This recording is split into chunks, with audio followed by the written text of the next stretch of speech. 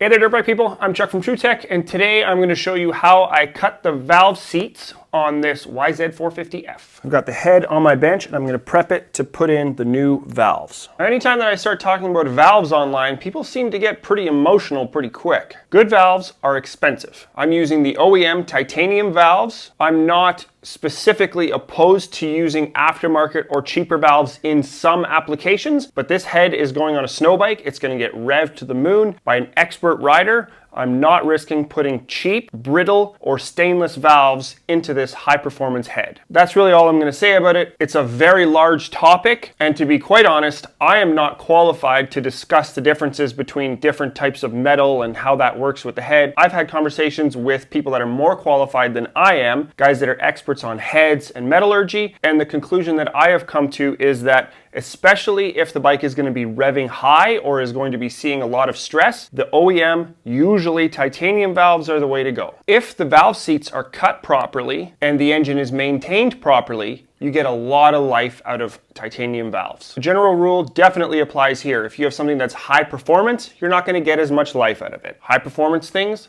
are expensive. If you're not into that, buy an XR200. Now that that's out of the way, let's talk about what we are actually doing when we are cutting valve seats. This is my fancy diagram. This is a valve, and here we have the seat. The seat has three angles, 30, 45, and 60. The important one is right here. The 45-degree angle is the same angle as what's on the valve, and when the valve closes, it sits against that 45-degree angled section and it seals. And it's quite amazing. This is a titanium valve in this case, and it is sitting against a steel valve seat.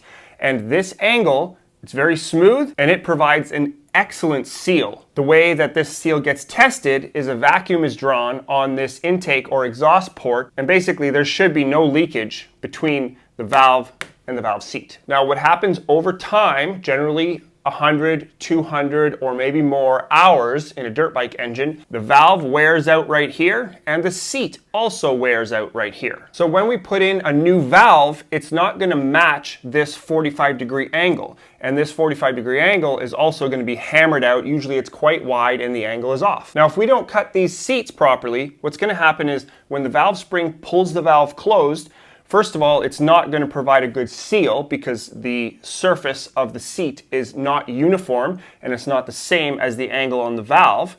And second, we're going to get extremely accelerated wear because since the valve seat isn't smooth anymore, it's going to concentrate all the pressure of that spring in smaller areas and you're going to ruin the valve. Now, back in the day when we used to use stainless steel valves and steel seats, what we used to do is put lapping compound in here after cutting the seats and spin the valve, and that was to do a final mating between the valve and the valve seat. Titanium valves are softer, yes, than stainless steel. In order to make titanium valves last, they have a coating on them. I don't know exactly what's involved with that coating, but it's on the surface or part of the surface. If we were to lap these valves to try and get that surface perfect, we would ruin the coating on that valve, and that's why you can't lap titanium valves. So what this requires then is that we do a very good job with getting these angles right and getting this 45-degree part specifically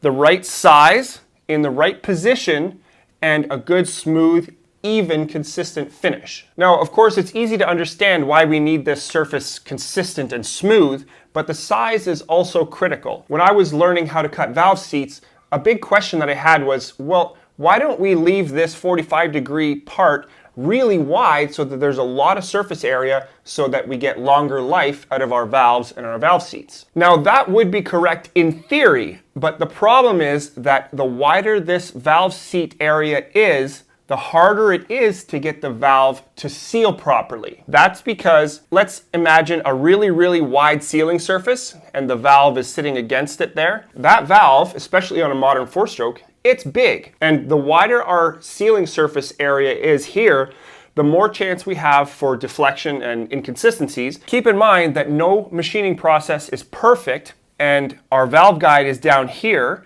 If our valve is not running completely true or concentric, and valves always move back and forth a little bit, nothing's perfect. So the wider a seat surface we have, the more easily the valve is going to deflect and not seal around the whole surface. So generally speaking, we want this 45-degree part to be about here on the valve. And if you want details on that, you can look in almost any service manual and those details will be in there. Now, there are several ways that we go about restoring those valve seats. I'm going to talk about the three most popular ones. Number one is a Surdy, which is basically a milling machine with special attachments on it, and it usually cuts all three of these angles at once. It's very accurate, but it takes quite large cuts. What I'm using today is the second method, which is a grinder. I'll show you how I do it, but basically it's a handheld tool and you attach little grinding stones to it that have specific angles that I'm going to set. The disadvantage is if these valve seats are very worn, it takes a long time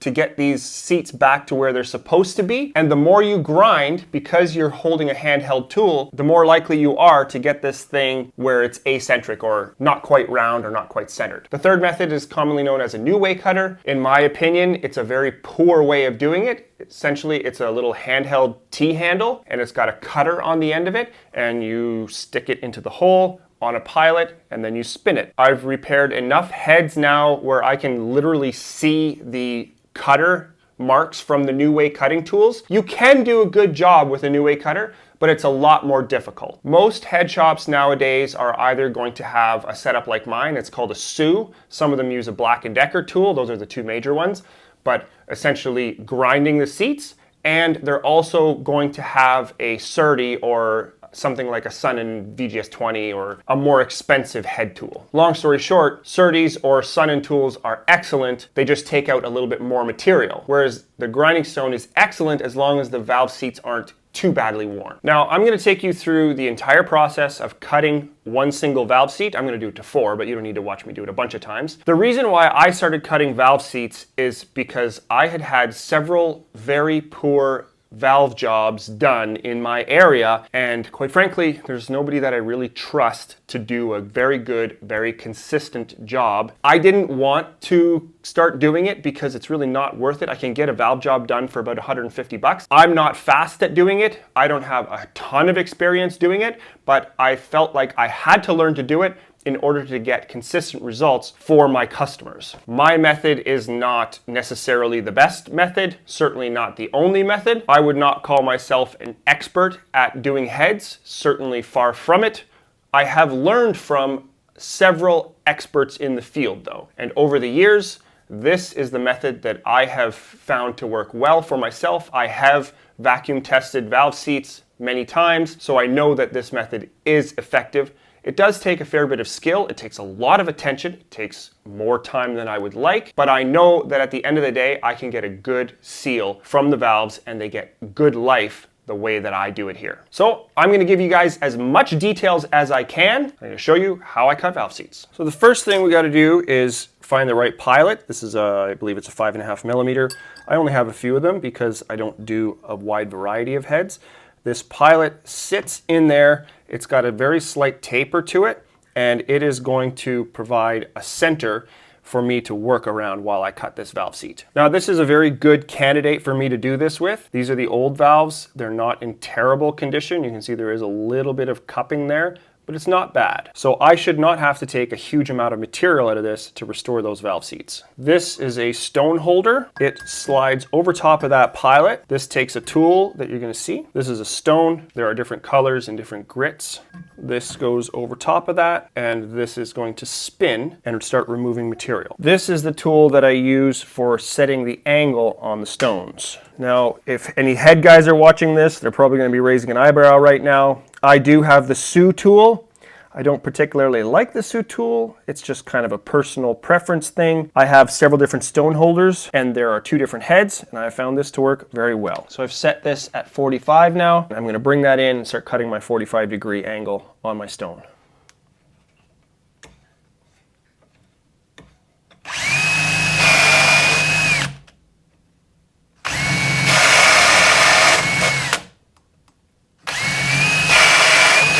Should do it. There I've got my angle. You can see that I didn't go quite to the edge. I don't want to waste my stone. I'm going to rotate this stone with my drill and cut it.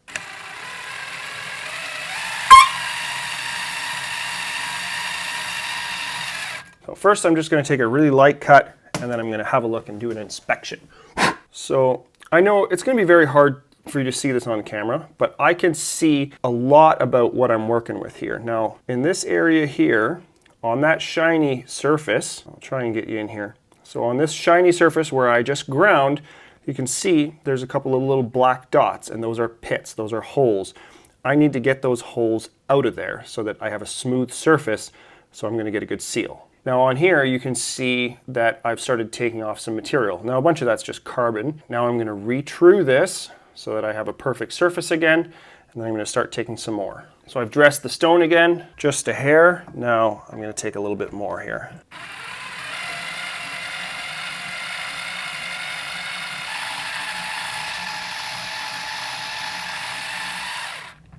I know it's going to be very hard for you guys to see.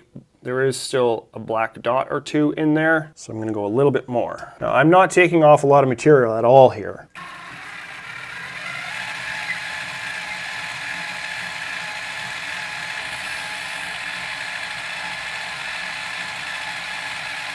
Now, this does take a bunch of practice. I am looking really good there. That's why this is a very effective tool. I don't have to take a lot out of those valve seats. If the valve maintenance is done on a very regular basis like this, you're going to get a lot of life out of these valve seats because you can cut them so many times if you just take it easy on them like this. So that 45 is good now. One of the things that you have to be very careful of if you're doing this is chatter. So if this seat is not very concentric, if it's oval shaped or just inconsistent, and you start to up the speed with the drill, you're going to get chattering, and you can hear it squeaks. So I have to be careful to manage the pressure that I put on it. I have to have enough pressure so that it cuts, but not so much pressure that I start deflecting this. I need to make sure to use the pilot as my guide. So now I'm done with this 45. I'm going to go with the 30 next. Now I've dressed my 30-degree stone, and you got to make sure. A lot of heads have dishing and stuff in here. You got to make sure that your stone fits properly. Make sure that your head's not wobbling around while you're doing this.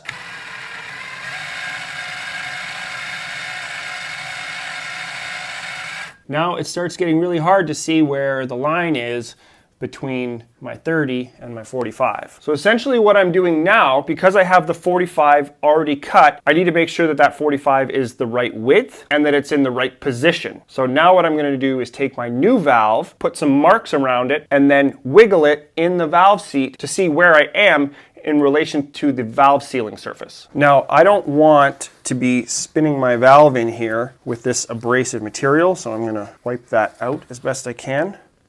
Pull my pilot out, I'm going to make a bunch of marks around here. Now, I'm not going to spin this very far because if my valve seat is inconsistent, I don't want to get those marks mixed up. So I'm just going to rub it a little bit. Now let's see. So I'm not getting a very good seal yet. You can see that it's better in some areas than others. I can see that I'm roughly in the right position. I'm close to the outer edge. Yeah, I'm obviously hanging up somewhere yet, so I'm going to go a little further. So I think I'm almost where I need to be with my 30. I think it's going to be my 60. It often is the 60 that needs to be adjusted the most, but I don't think I'm quite there yet with my 30. Oh, see, there was a little bit of squeaking, so that was chatter basically. So I'm going to slow down a little bit. I'm going to take my time.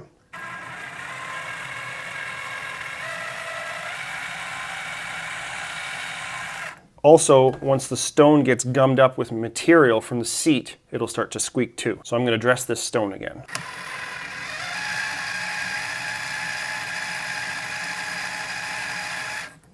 Now I'm going to move to my 60. Now if you think about it, I think it's becoming clear why this is an advantage and a disadvantage using this method. And this is one of the reasons why head guys generally don't like to change valve guides very often. If the valve guides are not worn out, it's usually preferred to leave them in and reuse them, because anytime that you replace a valve guide, you're not sure where the valve guide is going to be oriented. You're never perfect. Valve guides are never a gimme. If you're doing valve guides, chances are it's going to be cocked a little bit different than the original valve guides, and for that, a Surdy or a Sunnen machine is better because it's going to give you one concentric cut, and it's going to restore that concentricity better than doing it by hand like I'm doing it. I'm relying heavily on the valve seat the way that it was for concentricity, even though I'm using a pilot. So this is great for doing maintenance on heads and just bringing that seat back to what it's supposed to be if it's not too bad. And if it's bad, then you want to be using a tool like a Certi or a VGS 20. I'm hopefully done with this 30 for this valve seat. Dressed my stone. Aha. Okay, so sometimes I run into this. It always happens with the 60s because they go so deep. It doesn't reach the seat. So I've got a spacer here that I use to get that stone a little bit further out. But now that I've taken the stone off, I have to redress it. There, so that should be nice and concentric. Now, just from experience, the 60 usually takes the longest. That's feeling really good. It's not chattering at all. Oh yeah, that's starting to look like a nice new valve seat. That's what things should look like. I'm gonna clean this material off of here. I'll be right back. It's looking better. I imagine you guys don't want to see every time that I dress the stone because it's always the same and it's pretty boring.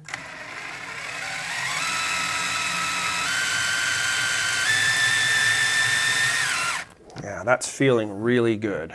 I'm gonna see what we're looking like on the valve again. I'm just gonna put my lines back, just a little bit of wiggling to rub that marker off. I'm not really happy with that yet, but it is improved. Now, sometimes what I do is I put a few marks in here to see where the valve is contacting the seat. So I'm gonna clean my marks off of here with some lacquer thinner. I wanna get a little bit of a clearer idea where exactly I'm cutting and what my seat is doing. Again, I don't want to spin it all the way around because I want to know if I'm concentric, and if I'm cutting different over here than I am over here, I need to rectify that. I want to know the width and the position of my valve seat. So if I go spinning it around, it's going to give me an inaccurate idea if I'm uneven. It's going to make it look like it's even though it's not. Okay, so I'm in the ballpark here. You can see that the valve is contacting roughly in the right spot, but I think my seat surface is still a little bit too wide.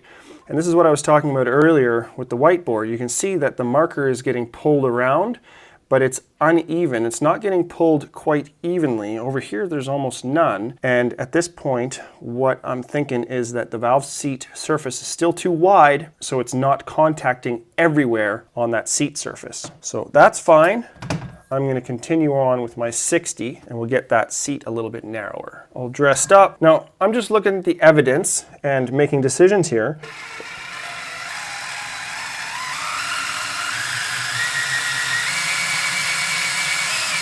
And something that I'm keeping in mind is if I cut a little bit too far with the 60, it's not a big deal because at the end, I like to finish off with a quick cleanup with the 45 anyway. So I'm not worried if the seat gets a little too narrow at this point. So now, because of that marker, I can see that I am cutting that seat a little bit narrower, which is good. I think I'm going to be really close to there. So I'm going to check with my valve one more time. And this is an area where a guy that has more experience or someone who's more intuitive than I am might be able to do this significantly faster. And that's okay. This is why if I can pay somebody $150 to do this, I'm going to, because usually I'm a couple hours by the time that I'm done. But you can see the attention to detail that is required.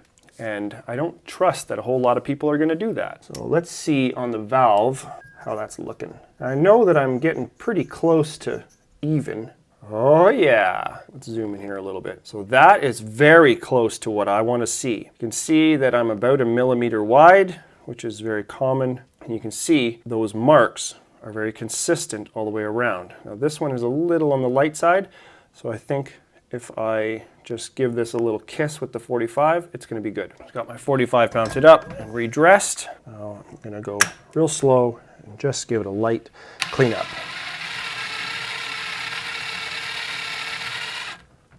There we are. If you guys weren't here, I would just go ahead and call that good because I know it's good. But since you are here, I'll show you. Give her a nice rub.